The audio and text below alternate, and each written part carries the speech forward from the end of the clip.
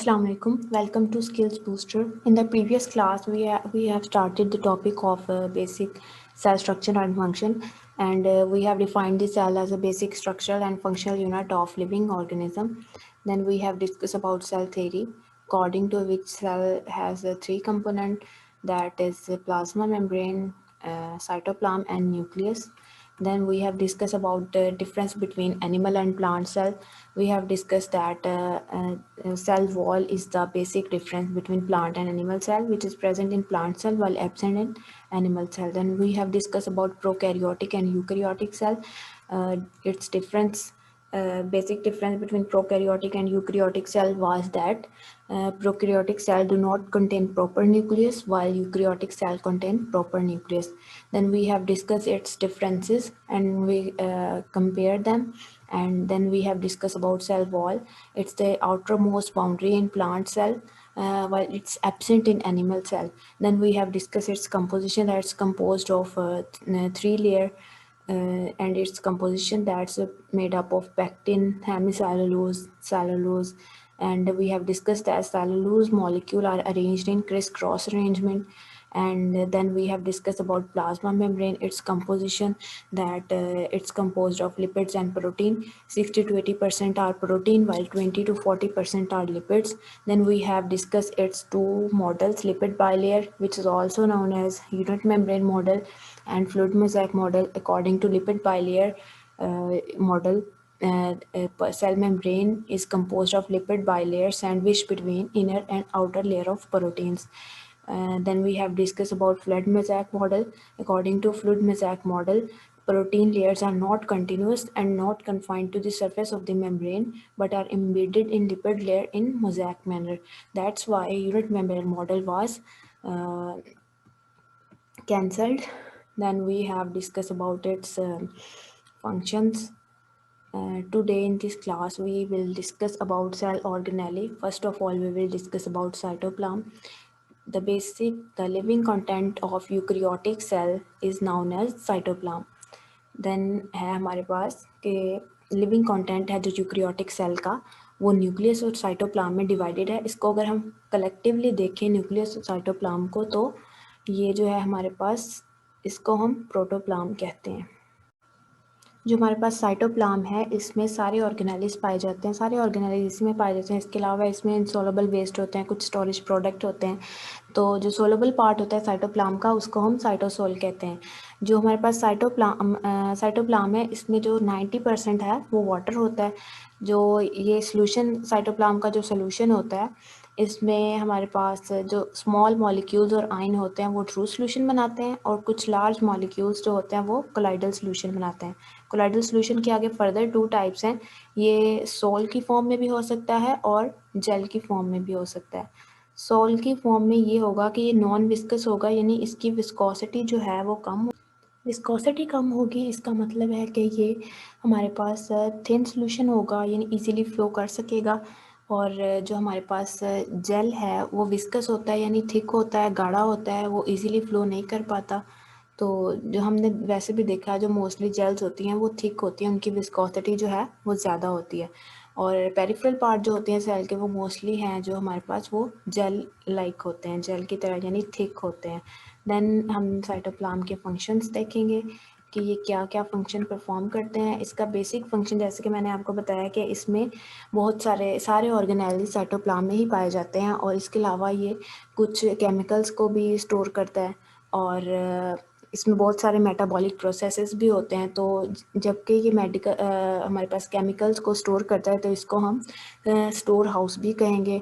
और कुछ metabolic processes जैसे कि ग्लाइकोलाइसिस जो है ये एक प्रॉपर टॉपिक है, इसको हम बायोएनर्जेटिक्स में पढ़ेंगे, लेकिन इसकी बेसिक डेफिनेशन देख लेते हैं. ग्लाइकोलाइसिस जो है, it's a process in which we convert glucose molecule into pyruvic acid. तो ये है मेटाबॉलिक प्रोसेस, ये साइटोप्लाज्म में होता है. अक्सर एमडीकैट में एमसीक्यूज आ जाता है कि जो हमारे पास ग्लाइकोलाइसिस है ये सेल में किस जगह पर होता है, तो ये हमारे पास साइटोप्लाज्म में होता है. और मैंने आपको बताया कि सारे ऑर्गेनेलिस जो हैं वो सेल में ही पाए जाते हैं. उसके अलावा जो है एक और एमसीक्यूज आ जाता है कि हमारे पास जो फ्रीली फ्लोटिंग सेल ऑर्गेनेल कौन सा है, तो उसमें हम बताएंगे कि लिखा हुआ है कि freely floating cell organelle is mitochondria. Then एक और तरह से ये एमसीक्यूज आ जाता है कि साइटोप्लाज्मिक स्टेमिक मूवमेंट कौन सा ऑर्गेनेल शो करता है, तो ये माइटोकॉन्ड्रिया होता है। Then we will discuss about nucleus. And हम बचपन से पढ़ते आ रहे हैं कि जो हमारे पास न्यूक्लियस होता है, बचपन से मुराद के 9th-10th से पढ़ते आ रहे हैं कि हमारे पास जो न्यूक्लियस है ये डिस्कवर किया था रॉबर्ट ब्राउन ने 1831 में। ये स्लाइटली डार्कर एरिया होता है साइटोप्लाज्म में, और इसकी शेप के हवाले से बात करें तो ये इरेगुलर भी हो सकता है और स्फेरिकल भी हो सकता है। और अगर हम देखें कुछ सेल जो होते हैं हमारे पास, उसमें एक न्यूक्लियस होता है, उसको हम मोनोन्यूक्लिएट कहेंगे। अगर उनमें 2 न्यूक्लियस होंगे तो उसको बाइन्यूक्लिएट कहेंगे। अगर मोर देन 2 न्यूक्लियस होंगे तो उसको हम मल्टीन्यूक्लिएट कहेंगे। और एक और बात है कि जो हमारे पास न्यूक्लियस होता है ये सिर्फ विजिबल कब होता है, ये तब विजिबल होता है जब सेल जो है वो नॉन डिवाइडिंग स्टेज में हो। जब सेल डिवाइडिंग स्टेज में चला जाता है तो हमारे पास न्यूक्लियस विजिबल नहीं रहता। इसमें जो है क्रोमाटिन नेटवर्क होता है और सोलबल सैप होती है जिसको हम न्यूक्लियोप्लाज्म कहते हैं। जो डिवाइडिंग जब सेल में डिवाइडिंग सेल जब सेल जो है वो डिवाइडिंग स्टेज में चली जाती है तो न्यूक्लियस जो है वो डिसअपियर हो जाता है, और जो उसके अंदर क्रोमाटिन मटेरियल होता है, जो हमने कहा था कि डीएनए है, वो रिप्लेस हो जाता है क्रोमोसोम में, यानी वो प्रॉपर शेप अपनी ले लेता है क्रोमोसोम की। तो जो हमारे पास है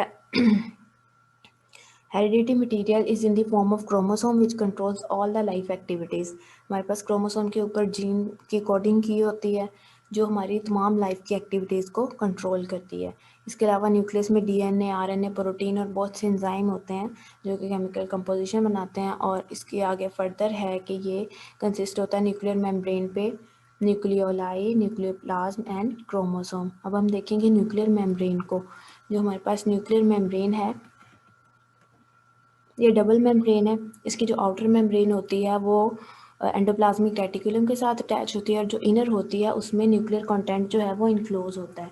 तो जो आउटर एट सम पॉइंट्स जो है हमारे पास इनर और आउटर मेम्ब्रेन है जो वो एक दूसरे से कंटिन्यूस हुई होती है, नहीं एक दूसरे से अटैच हुई होती है, तो उसकी वजह से वहाँ पर कुछ पोर्स होते हैं।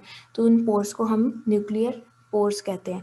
न्यूक्लियर पोर्स जो होते हैं ये एक्सचेंज ऑफ मटेरियल को बिटवीन न्यूक्लियस और साइटोप्लाज्म ये अलाउ करते हैं।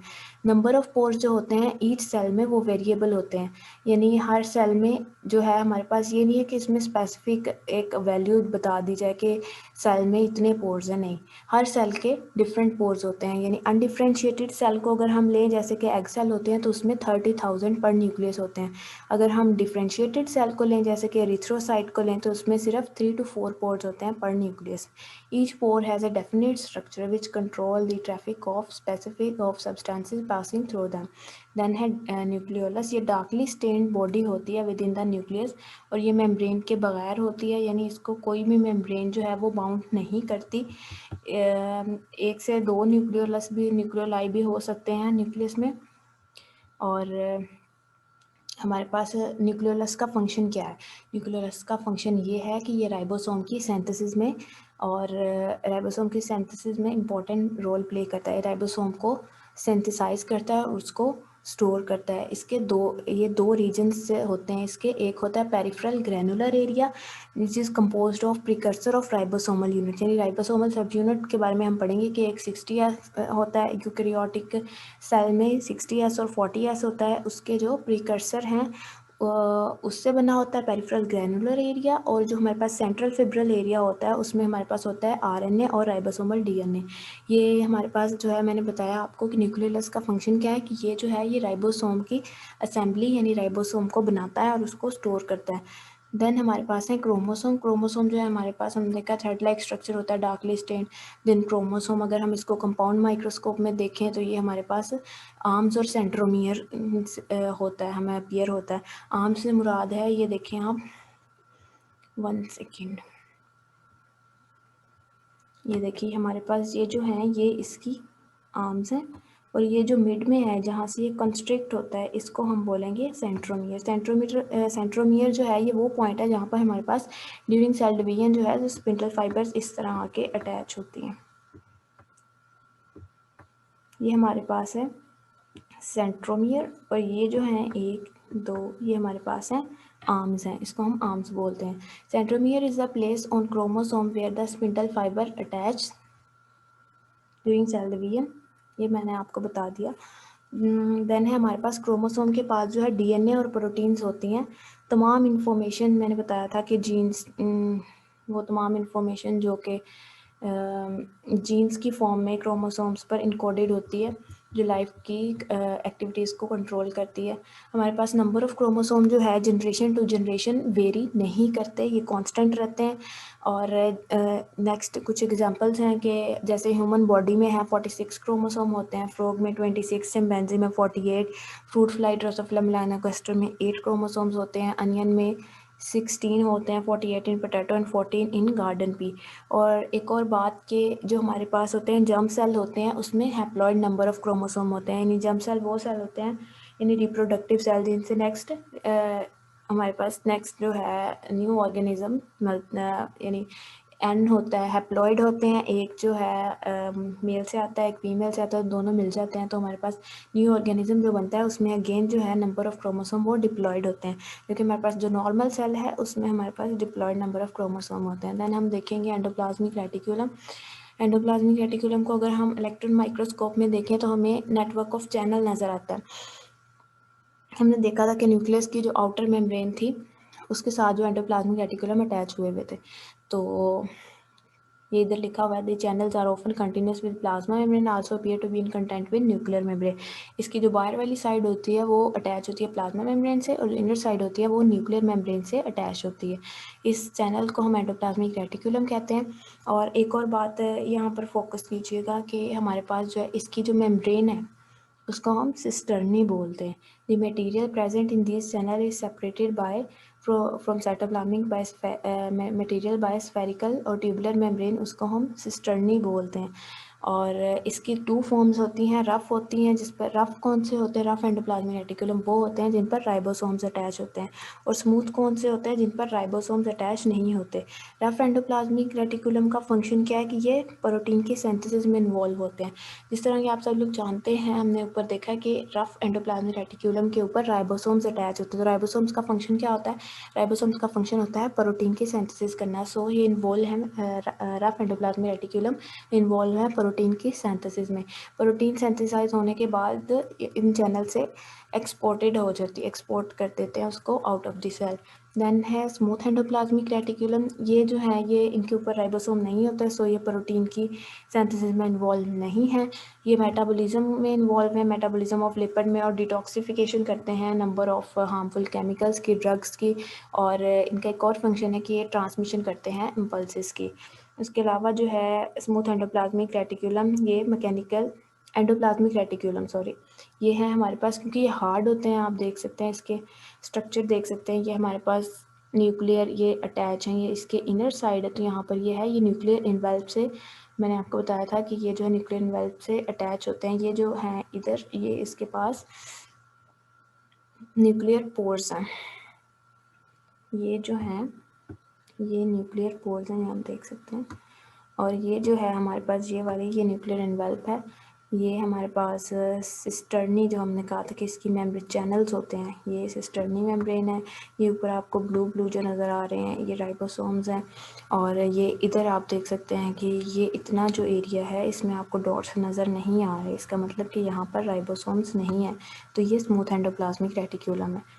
Then we will discuss about the process of protein synthesis.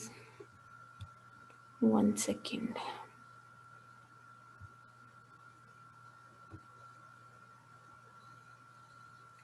Okay, जो हमारे पास है प्रोटीन्स जो हैं वो सिंथेसाइज होती हैं यहाँ पर रफ एंडोप्लाज्मिक रेटिकुलम में, यहाँ पर रफ एंडोप्लाज्मिक रेटिकुलम में, और फिर यहाँ से ये कहाँ जाती हैं, गोल्जी एपरेटस के पास जाती हैं, वहाँ पर इनकी प्रॉपर पैकिंग होती है, और वहाँ से ये एक्सपोर्टेड आउट हो जाती हैं, out of the exported out towards cell या फिर out of the cell. Then है हमारे पास mitochondria, out of the cell जो है ये एक्सपोर्ट हो जाती है प्रोटीन्स। देन है हमारे पास माइटोकॉन्ड्रिया, माइटोकॉन्ड्रिया जो है हमारे पास, इसको हम पावर हाउस ऑफ सेल कहते हैं। क्यों कहते हैं? क्योंकि ये एटीपीज़ को बनाता है। एटीपीज़ जो है हमारी एनर्जी बॉडी को एनर्जी प्रोवाइड करते हैं। अगर हम इसको कंपाउंड माइक्रोस्कोप में देखें तो ये वेसिकल्स की फॉर्म में, ये वेसिकल्स कैसे होते हैं, वेसिकल मैं आपको बताती हूँ कैसे होते हैं। इस तरह ये वेसिकल्स की फॉर्म में होते हैं, इस तरह। या फिर हमारे पास रोड और फिलामेंट्स का तो आपको इसी तरह मिलकर होते हैं। और अगर हम इसको इलेक्ट्रॉन माइक्रोस्कोप में देखें तो इनकी मॉर्फोलॉजी बहुत कम्प्लेक्स है। इसके भी डबल मेम्ब्रेन स्ट्रक्चर है। इसकी आउटर मेम्ब्रेन जो है वो स्मूथ होती है और जो इनर मेम्ब्रेन है उसमें इनफोल्डिंग्स होती हैं। उसको जो है इनफोल्डिंग्स जो हैं इनको हम क्या कहते हैं, उनको हम क्रिस्टी कहते हैं। ऊपर मैंने आपको बताया था कि जो एंडोप्लाज्मिक रेटिक्यूलम में जो हमारे पास थी मेम्ब्रेन थी उसको हम सिस्टर्नी बोल रहे थे, और ये जो है इसको हम क्रिस्टी बोल रहे हैं। माइटोकॉन्ड्रियल मेम्ब्रेन जो है इस सेल मेम्ब्रेन के स्ट्रक्चर से सिमिलर ही होती हैं। इसमें एक और बात है कि इसमें डीएनए और राइबोसोम्स दोनों होते हैं। तो इसका मतलब है कि राइबोसोम प्रोटीन सिंथेसिस में डीएनए में कोडिंग होती है, तो इसका मतलब है कि ये अपनी प्रोटीन्स खुद रेप्लिकेट कर सकते हैं, प्रोटीन खुद बना सकते हैं। तो इसका मतलब है कि ये सेल्फ रेप्लिकेटिंग ऑर्गेनेली है। और जो हमारे पास माइटोकॉन्ड्रियल मैट्रिक्स है इसकी इनर सर्फेस पे कुछ नोब लाइक स्ट्रक्चर होते हैं जिनको हम F1 पार्टिकल्स कहते हैं। ये मैं आपको डायग्राम में दिखाती हूँ। F1 पार्टिकल्स जो हैं, ये देखिए, ये हमारे पास आउटर मेम्ब्रेन है, ये इनर मेम्ब्रेन है, ये देखें इनफोल्डिंग्स हैं इसकी। और ये जो नोब लाइक स्ट्रक्चर्स हैं इसको हम F1 पार्टिकल कहते हैं। ये इसकी आउटर मेम्ब्रेन बताया था स्मूथ है, इनर मेम्ब्रेन में इनफोल्डिंग्स होती हैं, इनफोल्डिंग्स के बिटवीन ये हमारे पास F1 पार्टिकल्स हैं। ये देखें, ये F1 पार्टिकल्स, और ये इस मेम्ब्रेन को क्रिस्टी बोलते हैं। वो कहता है कि जो हमारे पास है क्रिस्टी जो है वो lipoprotein membrane containing different lipoprotein से मिलकर बने होते हैं। देन हम वापस चलते हैं। जो है माइटोकॉन्ड्रिया है, इसमें बहुत सारे मेटाबॉलिक प्रोसेसेस इसमें भी होते हैं, जैसे कि हमारे पास क्रेब्स साइकिल है, ये भी हम पढ़ेंगे बायोएनर्जेटिक्स में। एरोबिक रेस्पिरेशन होती है, फैटी एसिड मेटाबॉलिज्म होती है। इसके अलावा जो हमारे पास है एनर्जी एक्सट्रैक्ट करते हैं हम ऑर्गेनिक फूड से, उसको माइटोकॉन्ड्रिया जो है वो एटीपी में कन्वर्ट कर देता है। फिर जब हमें ज़रूरत पड़ती है तो ये हमें प्रोवाइड करता है।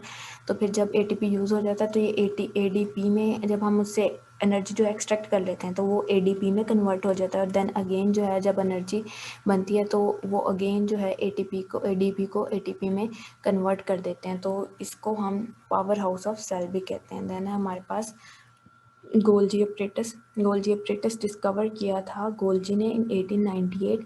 इसकी जो मेम्ब्रेन है उसको हम क्या बोलेंगे, सिस्टर्नी बोलेंगे इसकी मेम्ब्रेन को। ये देखें, और the cisternae together with associated vesicles called Golgi complex.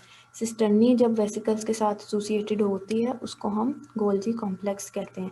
इसकी जो है हमारे पास हमारे पास दो सरफेस हैं। आउटर कन्वेक्स सरफेस है जिसको हम फॉर्मिंग फेस कहते हैं, इनर कनकेव है जिसको हम मैच्योरिंग फेस कहते हैं। मैच्योरिंग फेस, हाँ। जो है हमारे पास नेक्स्ट हम देखते हैं इसका प्रोसेस, देखते हैं कि ये किस तरह काम करता है। इसका फंक्शन पहले बताती हूँ कि ये फंक्शन क्या परफॉर्म करता है। इसका फंक्शन ये होता है कि जो हमारे पास वो हैं प्रोटीन्स बन के आती हैं हमारे पास एंडोप्लाज्मिक रेटिक्यूलम से, ये उनको मॉडिफाई करता है, यानी ग्लाइकोप्रोटीन और ग्लाइकोलिपिड्स में कन्वर्ट करता है और इसको ग्रेन्यूल्स में भी कन्वर्ट करता है। जैसे कि एग्जांपल लें पैंक्रियाज की, के pancreas secret granule containing enzyme help in digestion. Golgi complex का इसमें क्या फंक्शन है कि वो ये ग्रेन्यूल्स बनाता है, उसको मॉडिफाई करके लिपिड ग्लाइकोलिपिड जो हमारे पास प्रोटीन्स होती हैं उसको मॉडिफाई करके ग्लाइकोप्रोटीन ग्लाइकोलिपिड्स में जाता है। ये देखें हमारे पास सबसे पहले जो है हमारे पास न्यूक्लियस है, और ये रहा न्यूक्लियस, इसको हम न्यूक्लियस बोलेंगे। ये इसके बाहर वाली साइड पे ये है हमारे पास एंडोप्लाज्मिक रेटिक्यूलम।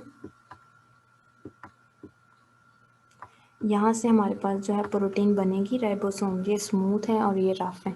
रफ में राइबोसोम्स होता है, राइबोसोम्स है जो प्रोटीन बनाएंगे। ये देखें वेसिकल्स बने, वेसिकल्स बन के यहाँ आए हमारे पास, ये है गोल्जी ऑपरेटस के पास आए।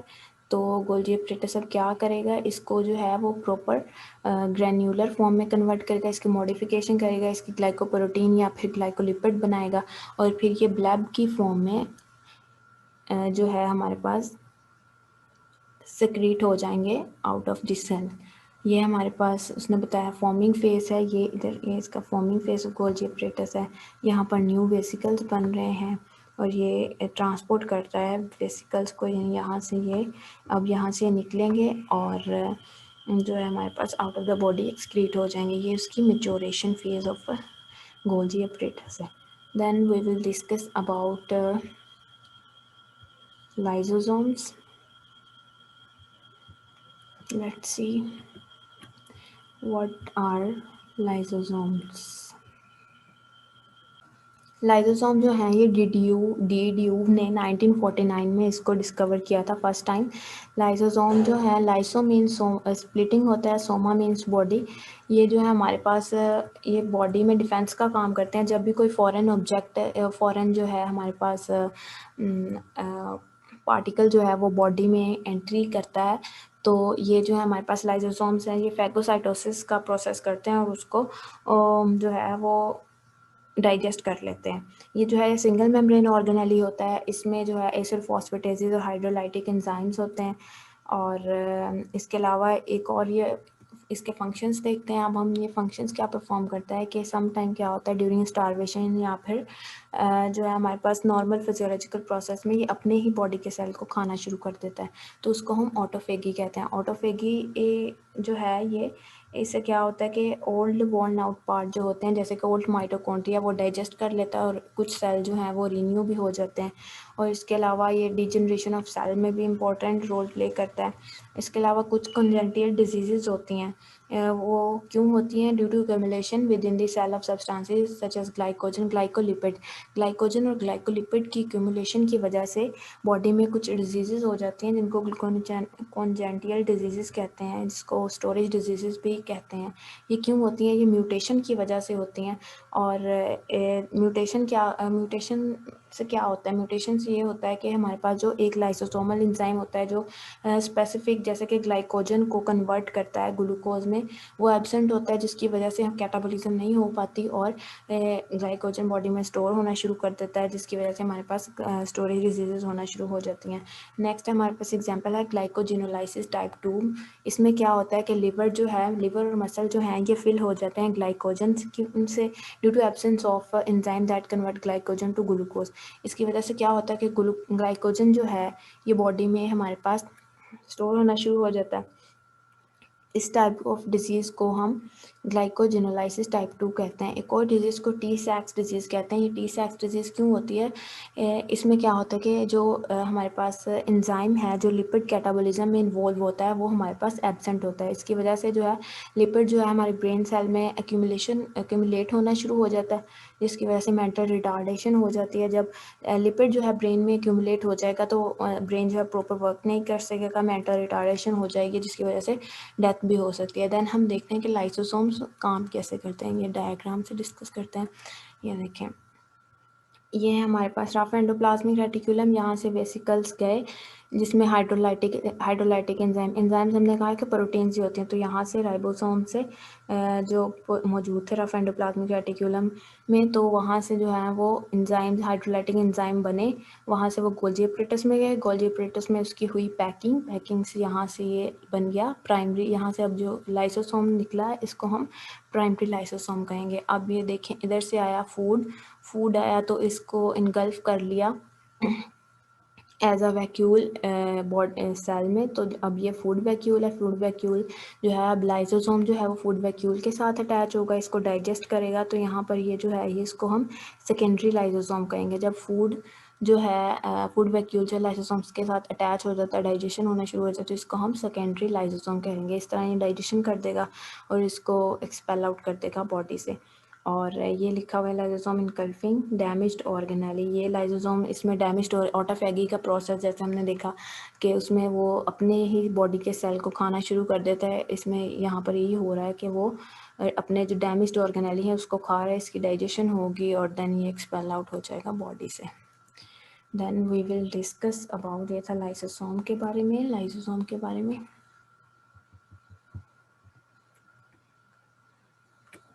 देन हम देखेंगे प्लास्टिड्स के बारे में। प्लास्टिड क्या होते हैं? ये मेम्ब्रेन बाउंड होते हैं, pigment containing bodies, these are called plastids. इसके फर्दर 3 टाइप्स हैं, क्लोरोप्लास्ट होते हैं, क्रोमोप्लास्ट होते हैं, ल्यूकोप्लास्ट होते हैं। क्लोरोप्लास्ट होते हैं ये जो है ग्रीन पिगमेंट होता है इसमें क्लोरोप्लास्ट में, इसको जो है क्लोरोफिल कहते हैं, ऑर्गेनिक कंपाउंड होता है वो। जो हमारे पास क्लोरोफिल होता है इसका स्ट्रक्चर, और जो हमारे पास हीमोग्लोबिन होता है उसका जो हीम है, हीम स्ट्रक्चर है, इसका मेन डिफरेंस हीमोग्लोबिन है वो, इसके दोनों के स्ट्रक्चर जो हैं वो ऑलमोस्ट सिमिलर होते हैं। बेसिक डिफरेंस इसमें क्या होता है कि जो हमारे पास क्लोरोफिल मॉलिक्यूल है उसमें जो सेंट्रल उसके सेंटर में जो है हमारे पास आयन मौजूद होता है वो मैग्नीशियम आयन होता है एज़ कम्पेयर टू हीम, जिसमें हमारे पास आयरन होता है as a central atom. Chloroplast का जो साइज़ है 4 to 6 माइक्रोमीटर होता है, 4 to 6 नैनोमीटर होता है।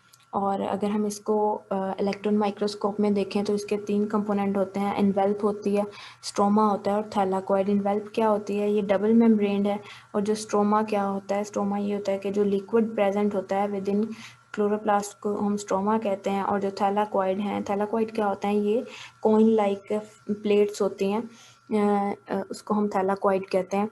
जो हमारे पास क्लोरोप्लास्ट होते हैं इसमें राइबोसोम और सर्कुलर डीएनए होता है। जिसके पास राइबोसोम और अपना राइबोसोम सर्कुलर डीएनए हो, इसका मतलब होगा कि वो सेल्फ रेप्लिकेटिंग ऑर्गेनेली है।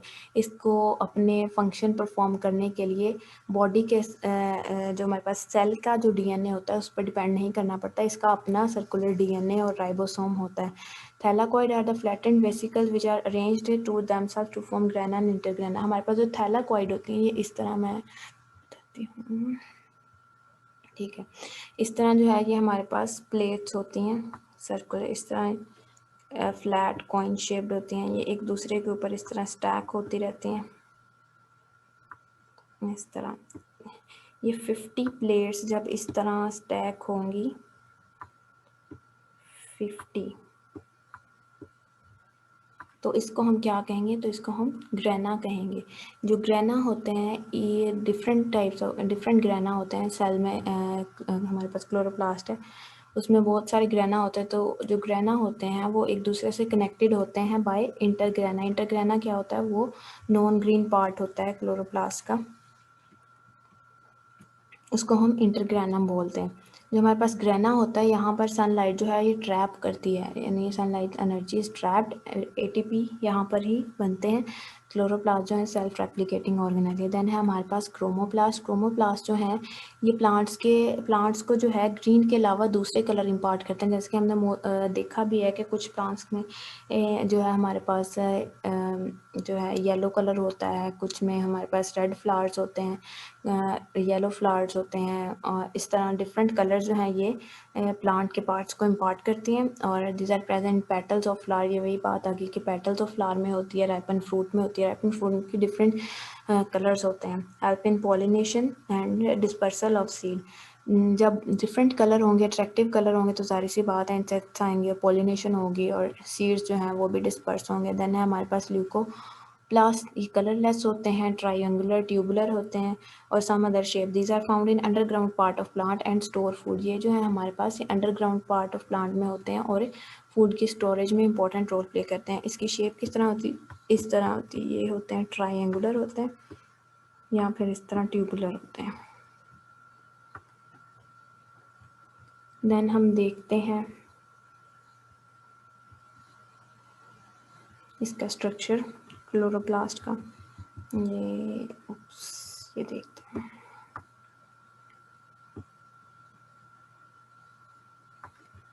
ये है हमारे पास क्लोरोप्लास्ट, इसकी आउटर मेम्ब्रेन है जो कि स्मूथ है, और ये इसकी इनर मेम्ब्रेन है। ये मैंने आपको बताया था कि कॉइन लाइक स्ट्रक्चर है, एक दूसरे के ऊपर स्टैक करते रहते हैं। 50 जो है हमारे पास थैलाकोइड प्लेट्स हैं वो स्टैक करती हैं, तो एक ग्रेनम बनता है, और इसके अंदर जो लिक्विड है उसको हम स्ट्रोमा बोलते हैं। और ये जो है हमारे पास ग्रेना एक दूसरे से इंटरकनेक्टेड है, ये नॉन ग्रीन पार्ट है, इसको हम इंटरग्रेनम बोलेंगे। ये यहाँ पर एक दूसरे से कनेक्टेड है। ये डायग्राम थोड़ी सी ब्लर है, बुक में आप देखेंगे तो आपको क्लियरली नज़र आएगा, वो नॉन ग्रीन पार्ट होगा। तो नेक्स्ट हमारे पास वैक्यूल, ये हमारा लास्ट टॉपिक है। टॉपिक को हम वाइंड अप करते हैं। वैक्यूल जो है हमारे पास ये प्लांट सेल में भी होता है, एनिमल सेल में भी होता है, लेकिन जो हमारे पास प्लांट सेल में होता है ये लार्जर होता है, और इसने जो है हमारे पास जो डिफरेंट ऑर्गेनेल्स होते हैं उसको और साइड पे पुश किया होता है टुवर्ड्स पेरिफेरी। ये सिंगल मेम्ब्रेन होता है और बहुत सारे स्मॉल वैक्यूल जो मिलके हैं एक लार्ज वैक्यूल बनाते हैं। इसका फंक्शन क्या होता है कि ये बॉडी के जो सेल्स होते हैं उसको डाइल्यूट किए बगैर उसके साइज़ को बढ़ा देता है, और ये वाटर को भी स्टोर कर सकता है, और हमारे पास जो वेस्ट होते हैं उसको भी स्टोर कर लेता है। और प्लांट सेल को जो है ये टर्गर प्रोवाइड करता है, रिजिडिटी प्रोवाइड करता है लीव्स को और दूसरे पार्ट ऑफ प्लांट को। देखिए हमारे पास इसकी जो मेम्ब्रेन है इसको हम टोनोप्लास्ट कहेंगे। वैक्यूल की जो मेम्ब्रेन होती है उसको टोनोप्लास्ट, ये सेंट्रल वैक्यूल है, सेल सैप है। That's all from my side. If you have any question then you can comment below. uh, Thank you. Wish you best of luck.